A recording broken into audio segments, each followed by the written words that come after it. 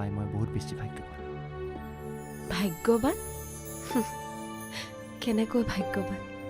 এয়াহে দেখিছোৱে নহয় মোৰ কাৰণে আপোনাৰ কিমান কষ্ট হৈছে। কষ্ট? এয়ানো কি কষ্ট হ'ল? মোতকৈতো তুমি বহুত বেছি কষ্টত আছা। ৰঞ্জুন, তুমি তোমাৰ কষ্টৰ মূল্য এদিন পাবাই। তোমাক এদিন সকলোৱে বুজি পাব। সকলোতকৈ ডাঙৰ কথাটো হ'ল মই তোমাক বহুত আগতেই বুজি পাইছিলোঁ। বহুত আগতেই মানে? তুমি তোমাৰ জীৱনৰ কথাবোৰ যেতিয়া মোৰ আগত খোলা খুলিকৈ কৈছিলা, মানে ৰঞ্জুনৰ পৰা কিয় গুণগুণ হৈছিল। আনে কি কয় সেয়া মই নাজানো। আমাৰ বিয়াখনতো মিছা নাছিল। সম্পূৰ্ণ সামাজিকভাৱেইতো আমাৰ বিয়া হৈছিল। সেই সূত্ৰে মই কেৱল আপোনাক চিনি পাওঁ। আনে মোক বুজি পায় নে নাপায় সেই ক্ষেত্ৰতো মোৰ ক'বলগীয়া একো নাই। কিন্তু অন্ততঃ আপুনি মোক বুজি পাব লাগে বুলি মই ভাবোঁ। আচলতে মানুহ স্বাৰ্থপৰ হ'ব লাগে। মই আনৰ কথা বেছিকৈ ভাবিলোঁ যে সেইকাৰণে আজি মোৰ এই অৱস্থা। কিন্তু মোৰোতো এটা জীৱন আছে, মোৰো ভাল পোৱা বেয়া পোৱা আছে। আজি কিয় মই সকলো ত্যাগ কৰি এনেকৈ মিছা পৰিচয় এটা লৈ জীয়াই থাকিবলগীয়া হৈছে? কোনোবাই এবাৰ মোৰ ঠাইত থাকি ভাবি চাইছেনে কেনেকৈ মই মৰি মৰি জীয়াই আছো? কোনোবাই এবাৰ উপলব্ধি কৰিব পাৰিছে? আচলতে সেইদিনা মই ৰঞ্জুনৰ মনৰ ভিতৰত থকা এটা সত্তাক নতুনকৈ আৱিষ্কাৰ কৰিছিলোঁ। তোমালোক দুয়োজনীৰে চেহেৰা একেই, কিন্তু গুণগুণ তোমাতকৈ বহুত বেছি বেলেগ। গুণগুণ ব্যক্তিকেন্দ্ৰিক আৰু তুমি হৈছা ত্যাগৰ প্ৰতীক। তোমাক মই নুবুজা বুলি নাভাবিবা। বুজি পোৱাৰ অপেক্ষা সেইদিনাই অন্ত পৰিছিল। আচলতে ক'বলৈ গ'লে সেইদিনাৰ পৰা মই তোমাক আৰু বেছি ভাল পোৱা হৈছিলোঁ। আপুনি যদি মোক ভালেই পাইছিল তেতিয়াহ'লে প্ৰকাশ কৰা নাছিল, কাৰণ মই জানিছিলোঁ তুমি যি কৰিছিলা সম্পূৰ্ণ শুদ্ধ কৰিছিলা। আৰু মই যদি তোমাৰ কথাবোৰ মানি ঘৰৰ মানুহৰ বিপৰীতে গ'লোহেঁতেন, মোক সকলোৱে স্বাৰ্থপৰ বুলি ভাবিলেহেঁতেন। মই বিচাৰিছিলোঁ মোৰ দৰে সকলোৱে তোমাক বুজি পাওক। যিজনী ছোৱালীয়ে দুয়োখন ঘৰৰ সন্মান বচাবলৈ নিজৰ জীৱনটোকে কিদৰে বিপদত পেলালে, ইয়াতকৈ আৰু মহান কাম কি হ'ব পাৰে? আচলতে এয়াই এগৰাকী নাৰীৰ প্ৰকৃত স্বৰূপ। ৰঞ্জুন,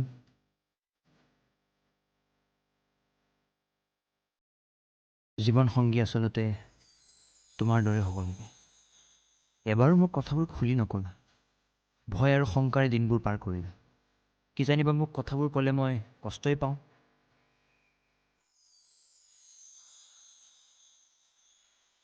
নহয় জানো?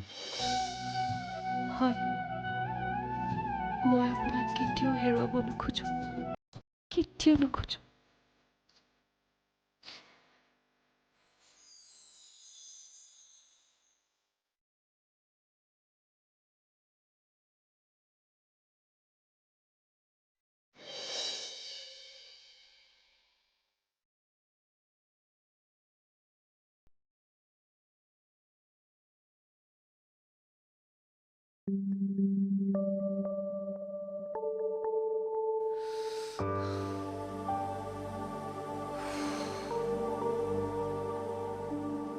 হেৰি নহয় অশ্ৰু, প্ৰভাতেতো কথাবোৰ কৈছে।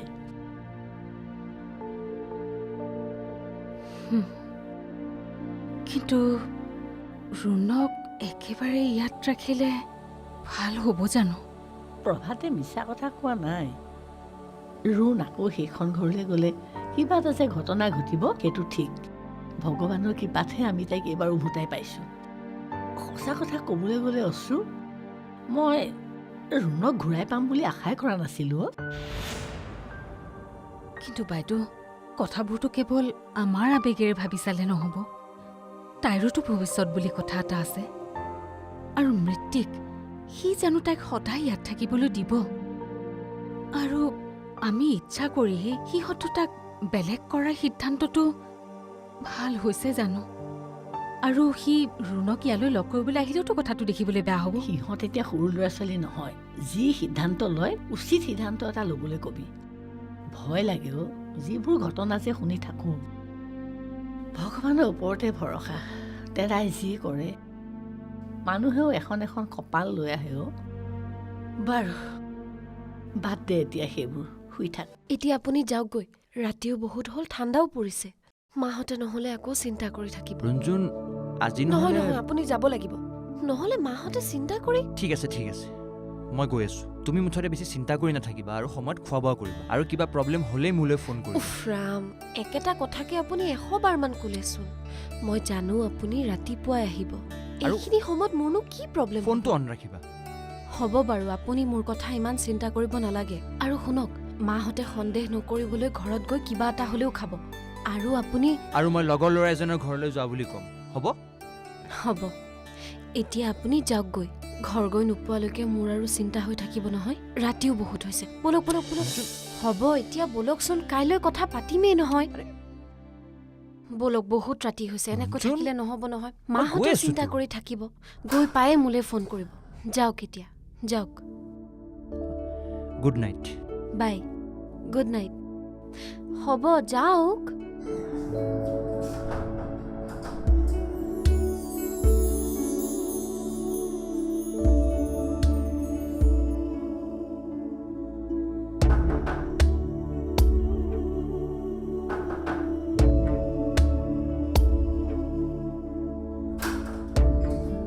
আকৌ কি হ'ল চাবিটো এৰি থৈ গৈছিলোঁ অঁ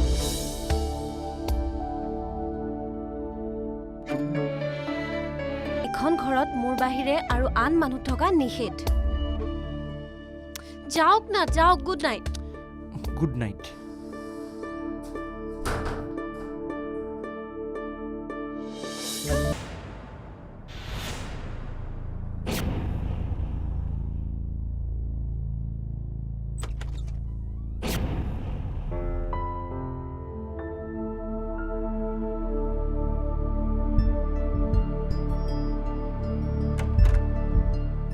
কাবেৰী তুমি ইয়াত এনেকৈ অকলে নাই এনেই অফিচৰ কথাবোৰ ভাবি আছিলোঁ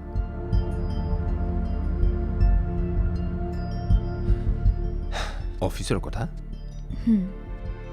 অফিচলৈ আহিবলৈ একেবাৰে ভাল নলগা হৈছে আগৰ মানুহবোৰো নাই সেইটো কাৰণে ইয়াত এনেকৈ আহি বহি আছা ন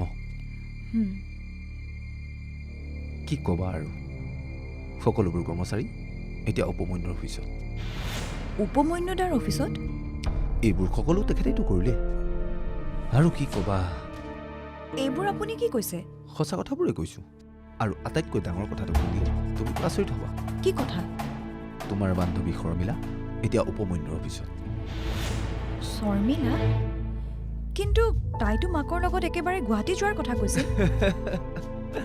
কি যে কোৱা কাবেৰী তেওঁ গুৱাহাটীলৈ কিয় যাব তেওঁ উপমন্যুৰ লগত সেইবিলাক স্বাৰ্থপৰ মানুহ স্বাৰ্থ নাথাকিলে তেওঁলোকে একো কামেই নকৰে শৰ্মিলা উপমন্যুদাৰ অফিচত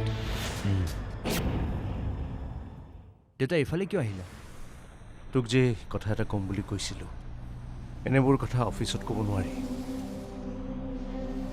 ঠিক আছে ব'ল অলপ নিৰিবিলি ঠাইত গৈ কওঁ হ'ব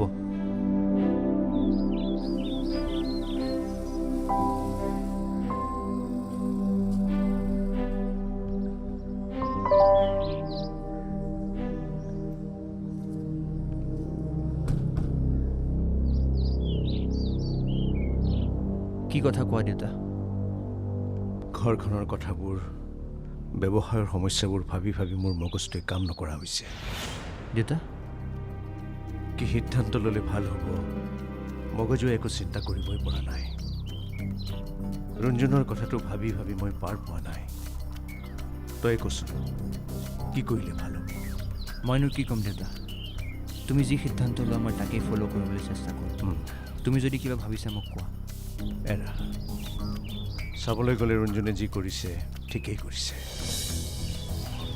মই কোনো দিনেই ৰঞ্জনক বেয়া পোৱা নাছিলোঁ ভালকৈ চালে ৰঞ্জনে যি কৰিলে আমাক বচালেহে কিন্তু এইবাৰৰ এই কামটোৱে আমাক বেছি লাজত পেলালে অৱশ্যে ইয়াৰ বাবে মই ৰঞ্জনক দুখ নিদিওঁ দুখ আমাৰ নিজৰ আমি ৰঞ্জনক বুজিও বুজি নাপালোঁ যাৰ কাৰণে তাই ঘৰ এৰি যাবলৈ বাধ্য হ'ল হয় দেউতা। তাইক ভালকৈ চোৱা চিতা কৰিবি। খবৰ খাতি কৰি আছ নহয়?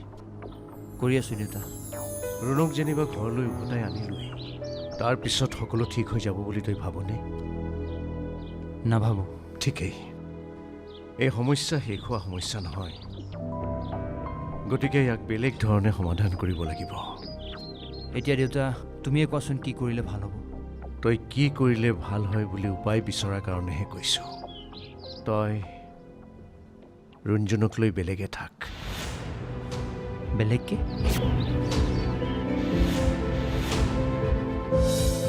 ৰুণজনক লৈ বেলেগে থাক। বেলেগকে?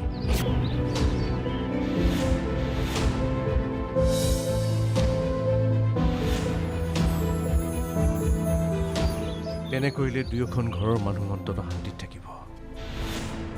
দেউতা তুমি এইবোৰ কি কৈছা? বেলেগ মানে একেবাৰে বেলেগে থাকিবলৈ কোৱা নাই।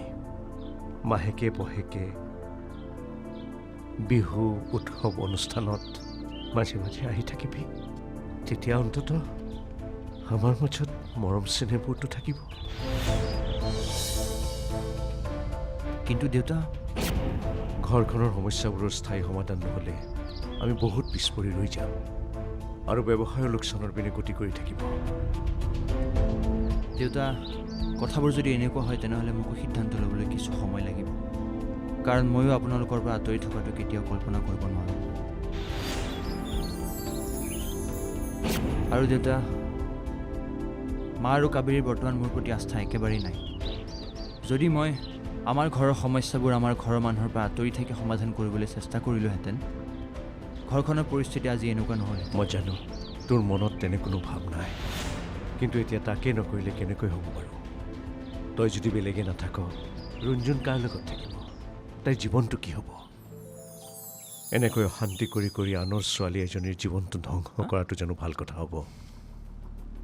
মই কৈছোঁ, তোৰ দেউতাৰে কৈছোঁ, এইটো তোৰ বাবে প্ৰত্যাহ্বান। তই সাহসী হ'ব লাগিব আৰু তই মই কোৱাৰ দৰেই কৰ, নহ'লে কিন্তু আন বিপদে আমাক জুৰুলা কৰিবলৈ গৈ আছে। কিন্তু দেউতা মই তোক ক'ব লগাখিনি মই ক'লোঁ। ৰুণজুনৰ লগত তই বেলেগে থাকিলে তই আমাকো পাবি, ৰুণকো পাবি, কিন্তু অকল আমাৰ লগত থাকিলে এদিন হয়তো তই ৰুণজুনক হেৰুৱাব লাগিব। মই তোৰ দেউতাৰ হৈ তোক ভুল পথ নেদেখুৱাওঁ। ঠিক আছে দেউতা, মই ৰঞ্জনৰ লগত কথা পাতি লওঁ, এতিয়াই সিদ্ধান্ত নলওঁ। কি কৰিম কি নকৰিম পিছত ক'ম। আহ,